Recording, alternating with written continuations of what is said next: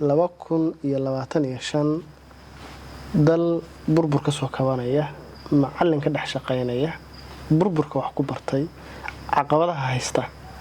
waxa way in la tiriyo waxay u baahan tahay hawl iyo waqti waxay u baahan tahay mid dheeraad laba waxyaabood aan isa saarno aan dhahno waa maxay caqabadaha haysta macallinka iyo macallinimada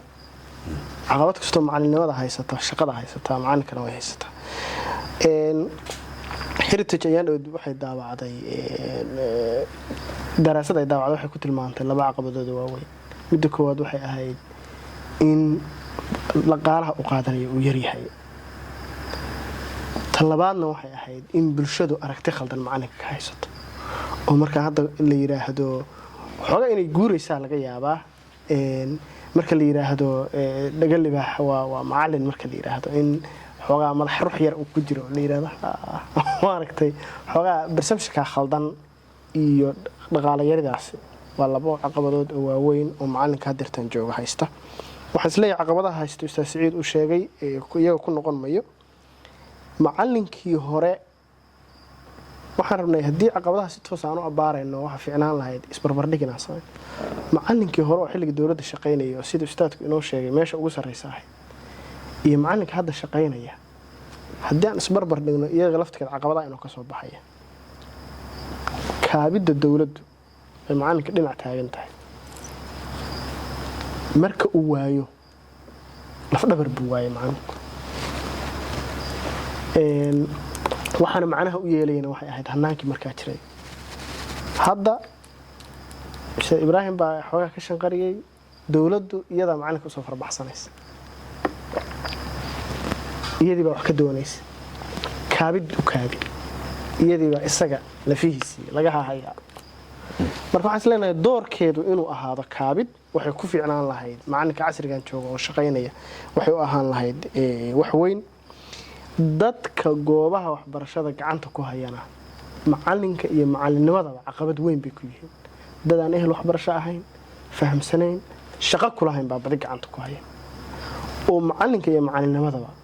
caqabad weyn ku ah mustaqbal hadda soo socda oo dhow nin la yiraahdo Saciid Ducaale oo saaxiibka imaandood igala hadlay waxaan ka baqaynaa dadka macallinimada hadda jooga oo ay macallinimadu ku dhaqdhaqaaqayso waxbarashada ku socoto inay ka tagaan iyada oo qof kasta wuxuu raadinayaa qorshihu uga bixi lahaa macallinimada marka dhawaan waxaaba soo socotaan isleeyahay xilli waxaan gaaraynaa cid walba oo aan isleenahay waxbarashada ay macno u lahayd ay isaga tagto intaan taa la gaarin marka waxaan u baahanahay caqabadaha jira cid walba oo wax ka qaban karta inay wax ka qabato dadku wax ka qaxayaan xirfadda waxaan rabaa kale inaan ku daro dhalinyarada soo baxaysa jaamacadaha ka soo baxay dugsiyada sare ka soo baxay jaamacadaha aaday markii aad jaamacada inaan la talisid oo kula talisid inay xirfadda macallimada bartaan diid ma kala kulmaysa ustaadku soo sheegay weeyo hadhowti markay kulliyada kale soo bartaan dib bay ugu soo noqonayaan laakiin marka hore muxuu u diiday oo perception khaldana oo meesha yaalay buu ah dhawaanahan waxa isa soo taraya ah dadku waliba war aad u korayo weey bulshadu way qaxaysaa dibadda u qaxaysaa wadamada dariska Kenya aad loogu qaxaya dadku waxay ka qaxayaan adeeg xumo caafimaad iyo adeeg xumo waxbarasho waliba adeeg xumo waxbarasho dadku ka qaxayaan haddaan caqabadahan la xallin macallinka haysta la daraasayn anaga inta hadda sheegayno iska kooban laakiin haddaan la daraasayn oo aan la xallin qax bulsho iyo mid qofeed iyo bulsho eber noqoto iyo wax badan baa laga dhaxlayaa oo aan qurux badnayn marka waxaan u baahanahay cidda waxbarashada gacanta ku haysaana inay noqoto waxaan cid ehelkeeda cidda ka shaqeynaysaana inay noqoto waxaan cid ehelkeeda oo macallinkii macallinimada soo bartay oo 4 sano jaamacadda joogay in qof aan soo baran aan laga doorbidin cidda ka doorbidayso meesha joogtaana ay noqoto laga saaro meesha oo cid ehelkeeda wixii la keeno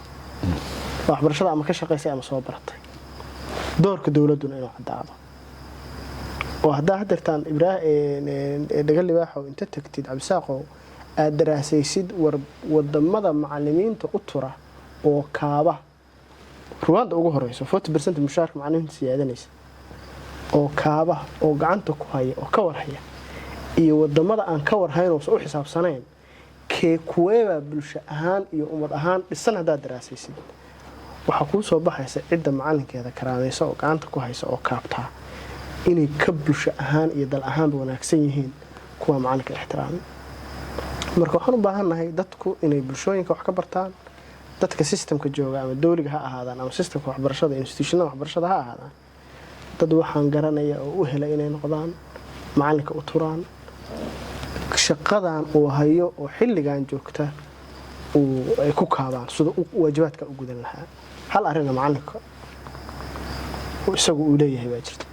2025 baa la joogaa caalamkaas 2024 baa la joogaa caalam waxaan joognaa tiknoolajiyada ay u tahay macalinku waxaan rabnaa isaguna inuu la jaanqaado dunida oo uu wax barto naftiisana dhiso tiknoolajiyada la jaanqaado